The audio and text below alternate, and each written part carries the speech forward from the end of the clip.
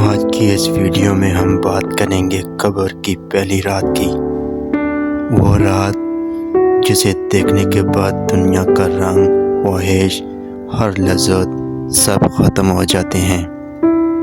جب انسان کو قبر میں رکھا جاتا ہے، لہد بند ہوتی ہے اور مٹی کا پہلا پھوڑا گرتا ہے۔ یہ میرے اوپر گر رہا ہے، یہی وہ جگہ ہے جہاں مجھے رہنا ہے۔ ذرا سوچو، وہ انسان جو پوری زندگی گھروں بازاروں میں گرا رہا، آج مکمل اکیلا ہے۔ کوئی ساتھی نہیں، نہ دنیا کی رونق، صرف اعمال۔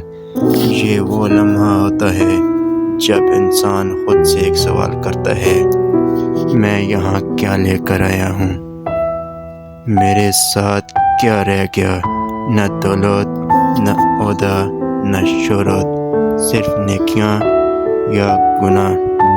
قبر میں سب سے پہلا امتحان سوالات کا، اور سب سے بڑا سہارا زندگی کے عمل۔ اگر اعمال اچھے ہوں تو قبر کے اندھیروں میں روشنی اترتی ہے اور قبر باغ کی طرح پھیل جاتی ہے، لیکن اگر اعمال کمزور ہوں تو قبر تنگ ہونے لگتی ہے، چہرے پر خوف ہوتا ہے اور انسان محسوس کرتا ہے کہ کاش وہ دنیا میں واپس جا کر ایک ہی سجدہ کر لیتا، ایک ہی نیکی بڑھا لیتا، لیکن ایک ہی گناہ چھوڑ دیتا، لیکن اب واپسی ممکن نہیں۔ یاد رکھو، جس قبر کی رات اتنی سخت ہے، اس رات کو آسان بھی وہی کر سکتا ہے، اللہ۔